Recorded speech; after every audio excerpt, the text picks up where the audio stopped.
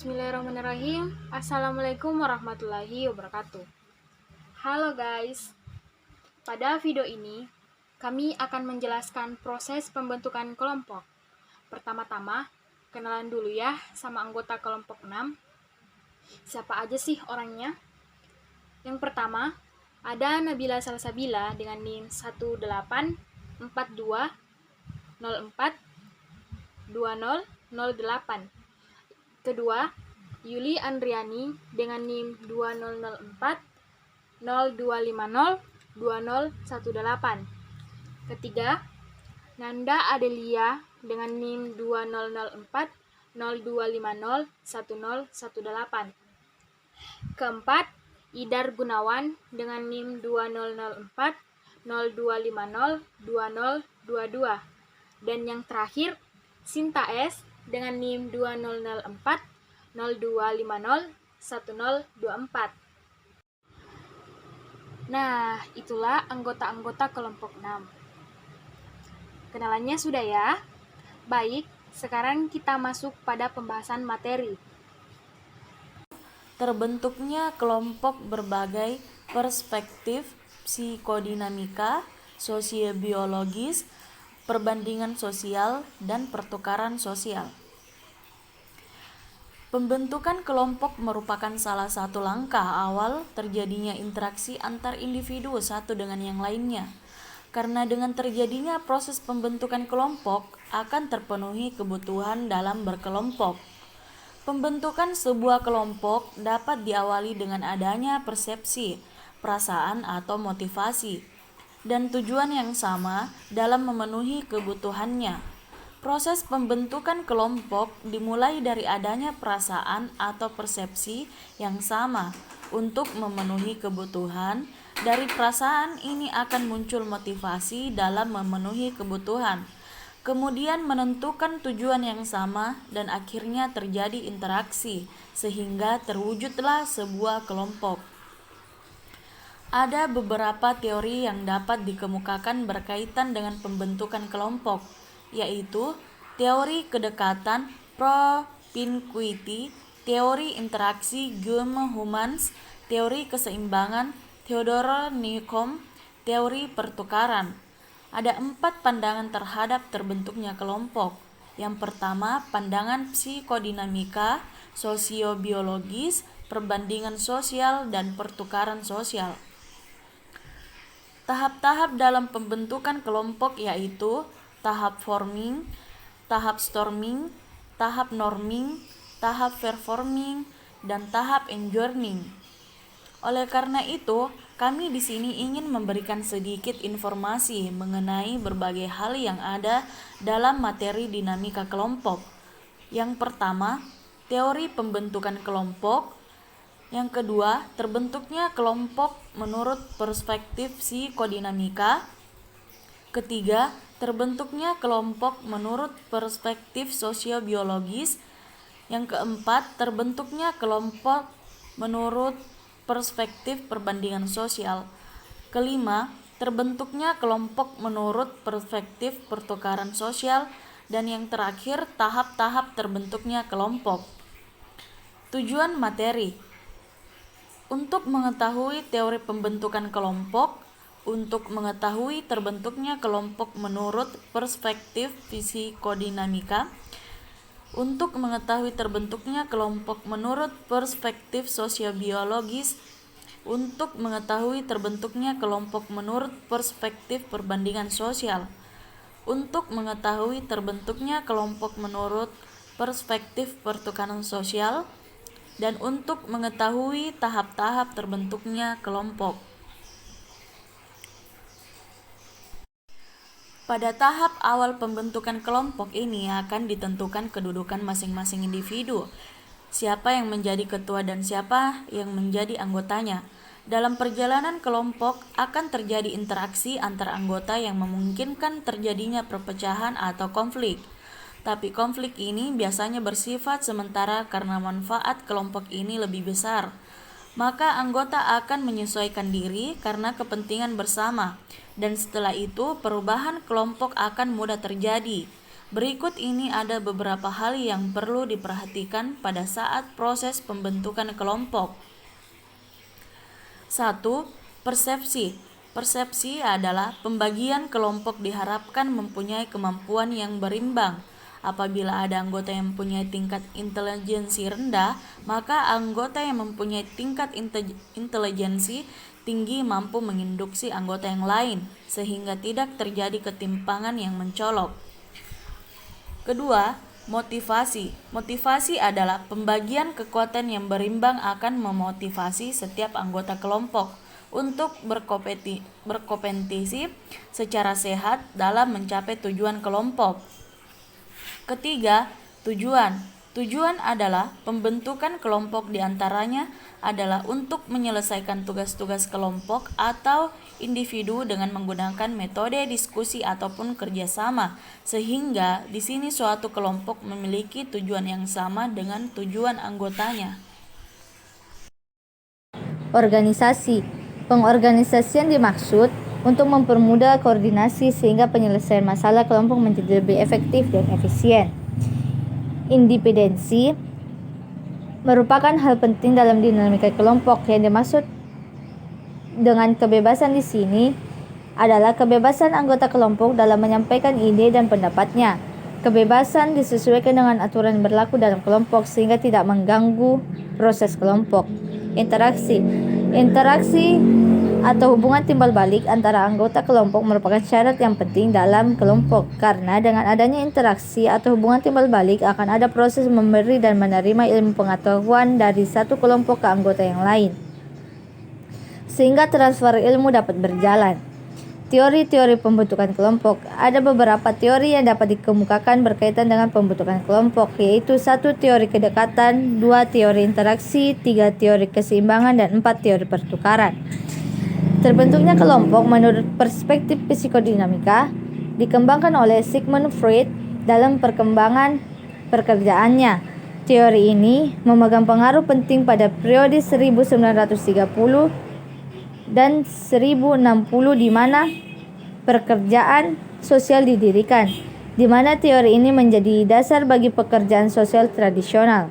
Pendekatan ini menyatakan bahwa individu bergabung dengan kelompok untuk pemenuhan kebutuhan biologis dan psikologis. Perspektif psikodinamika merupakan bagian dari aliran individualis yang memiliki fokus terhadap perubahan sosial. Dikatakan psikodinamika karena teori yang mendasari mereka mengasumsikan bahwa perilaku berasal dari gerakan dan interaksi dalam pikiran orang, di mana teori-teori ini menggunakan berbagai teknik untuk menafsirkan bagaimana pikiran orang bekerja dengan mengamati perilaku mereka. Teori psikodinamik menekankan bahwa pikiran merangsang perilaku dan keduanya saling mempengaruhi dan dipengaruhi oleh lingkungan sosialnya. Terbentuknya kelompok menurut perspektif sosiobiologis. Pendekatan ini fokus pada keinginan manusia untuk hidup lebih lama. Sosiobiologis diambil dari dua kata, yaitu sosio dan biologi. Sosiologi berarti ilmu yang berkembang sejak lama. Ilmu yang menerangkan bagaimana manusia berinteraksi sebagai sebuah ilmu. Sosiologi merupakan pengetahuan kemasyarakatan yang tersusun dari hasil pemikiran ilmiah dan dapat dikontrol secara kritis atau umum. Sedangkan pengertian sosiobiologi adalah deskripsi gejala sosial yang dianalisis dari ilmu biologi. Membahas mengenai keterkaitan kelompok dengan sosiobiologi adalah di mana, menurut pandangan sosiobiologi, orang bergabung dengan kelompok untuk memuaskan keinginan yang kuat untuk mempunyai pertalian dan hubungan sebagai anggota. Teori tentang keinginan manusia bergabung dalam kelompok. Banyak kajian yang menghasilkan teori yang menelaah mengapa orang berkelompok. Karena kelompok merupakan gejala sosial, maka telaah yang banyak dilakukan bergerak dari teori ilmu-ilmu sosial seperti sosiologi. Terbentuknya kelompok menurut perspektif perbandingan sosial. Dalam perbandingan sosial ini mengemukakan bahwa tindak komunikasi dalam kelompok berlangsung karena adanya kebutuhan dari individu untuk membandingkan sikap, pendapat, dan kemampuan dalam individu lainnya. Pada pandangan ini, tekanan seseorang untuk berkomunikasi dengan anggota kelompok lainnya akan mengalami peningkatan.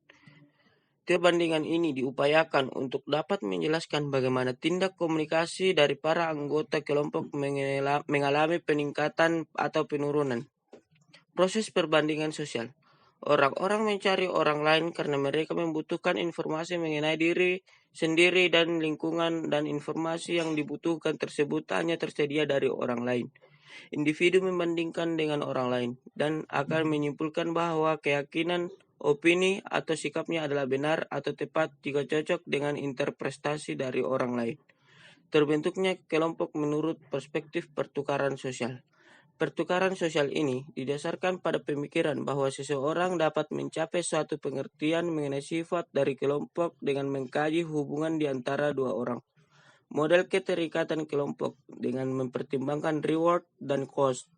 Prinsip pandangan sosial yang berusaha untuk mendapatkan reward yang sebesar-besarnya dan mengurangi cost sekecil-kecilnya. Dalam kelompok ini melibatkan pertukaran barang dan jasa, biaya dan imbalan, dipahami dalam situasi yang akan disajikan untuk mendapatkan respon dari individu dalam interaksi sosial. Jika imbalan dirasakan tidak cukup atau lebih banyak dari cost, maka interaksi kelompok akan diakhiri. Pertukaran sosial ini penting karena berusaha menjelaskan fenomena kelompok dalam lingkup ekonomi dan perilaku mengenai cost dan imbalan. Pendekatan pertukaran sosial ini penting karena perusahaan menjelaskan fenomena kelompok. Kerelaan seseorang untuk memulai hubungan interpersonal yang baru tergantung pada 1. Reward, penghargaan dan kepuasan yang mereka pikir akan mereka terima dari keanggotaan dalam kelompok. 2. Cost, biaya dan ketidakpuasan yang diperoleh. 3. Seseorang bergabung dalam kelompok yang memberikan mereka sejumlah reward maksimal sedangkan costnya sedikit. Reward kelompok terbagi menjadi 4 jenis. 1. Interaksi sosial. 2. Karakteristik anggota kelompok, yang dimana kompetensi orang-orang cerdas, mampu dan terampil melaksanakan tugas dipandang lebih menarik dan diinginkan oleh anggota kelompok. Daya tarik fisik, orang-orang yang memiliki keadaan fisik enak dipandang dianggap menjual dalam interaksi sosial. 3. Jenis kegiatan kelompok, yang dimana seseorang akan cenderung membentuk kelompok dengan orang-orang yang memiliki ketertarikan yang sama. 4. Tujuan, sumber reward yang terakhir adalah ketika keanggotaan dalam kelompok dapat memfasilitasi tujuan yang diinginkan. Biaya interaksi sosial. 1. Ketegangan, terutama pada saat awal pembentukan kelompok. 2. Investasi, baik investasi yang berwujud uang atau investasi sosial, tenaga, waktu, usaha. 3. Penolakan sosial. 4. Gangguan. 5. Perubahan, misalnya kemerdekaan terbatas. Tahap-tahap terbentuknya kelompok. 1. Tahap 1, forming. Pada tahap ini, kelompok baru saja dibentuk dan diberikan tugas. Anggota kelompok masih cenderung untuk bekerja sendiri dan masih belum saling mengenal dan belum bisa saling percaya. Waktu banyak dihabiskan untuk merencanakan, mengumpulkan informasi, dan mendekatkan diri satu sama lain. Contoh, dalam suatu acara ospek, para mahasiswa seangkatan belum saling mengenal antara mahasiswa satu dengan yang lain. Ketika dibagi dalam suatu kelompok kecil, setiap mahasiswa melakukan suatu pengenalan dan saling menanyakan identitas teman sekelompok. Tahap 2, storming. Pada tahap ini, kelompok sudah mulai mengembangkan ide-ide berhubungan dengan tugas yang mereka hadapi. Anggota kelompok saling terbuka dan mengeluarkan ide-ide dan perspektif mereka masing-masing, sehingga kemungkinan terjadinya konflik. Contoh, kelompok kecil mahasiswa ospek yang telah saling mengenal tersebut dihadapkan pada suatu permainan kelompok. Ketika mencari jalan keluar untuk menyelesaikan permainan tersebut, beberapa anggota telah mulai berani mengungkapkan pendapat. Pendapat yang bervariasi memungkinkan terjadinya konflik. 3. Tahap norming. Pada tahap ini sudah terdapat kesepakatan antara anggota kelompok. Kelompok mulai menemukan kesesuaian dengan kesepakatan yang mereka buat mengenai aturan-aturan dan nilai-nilai yang digunakan. Pada tahap ini, anggota kelompok mulai dapat mempercayai satu sama lain seiring dengan melihat kontribusi penting masing-masing anggota untuk kelompok. Contoh, kelompok mahasiswa ospek tersebut mulai saling menemukan jalan keluar mana yang mereka pilih untuk menyelesaikan permainan. Mereka membuat suatu kesepakatan seperti menentukan siapa yang harus memimpin permainan dan siapa yang bekerja menyelesaikan tugas permainan. Tahap 4, performing. Pada tahap ini, kelompok dapat berfungsi dalam menyelesaikan pekerjaan atau tugas dengan lancar dan efektif. Anggota kelompok saling tergantung satu sama lain dan mereka saling respek dalam berkomunikasi. Contoh, kelompok mahasiswa ospek yang telah menentukan peraturan dan fungsi anggota melalui mengerjakan permainan sesuai dengan tugas yang telah disepakati. 5. Tahap 5, adjourning. Ini adalah tahap terakhir dalam kelompok di mana proyek, tugas, atau pekerjaan berakhir dan kelompok membubarkan diri. Contoh, kelompok mahasiswa ospek telah menyelesaikan permainan dan ospek telah berakhir, sehingga mereka membubarkan kelompok mereka. Itu saja penjelasan dari kelompok kami mengenai materi proses pembentukan kelompok. Sekian dari kami. Assalamualaikum warahmatullahi wabarakatuh.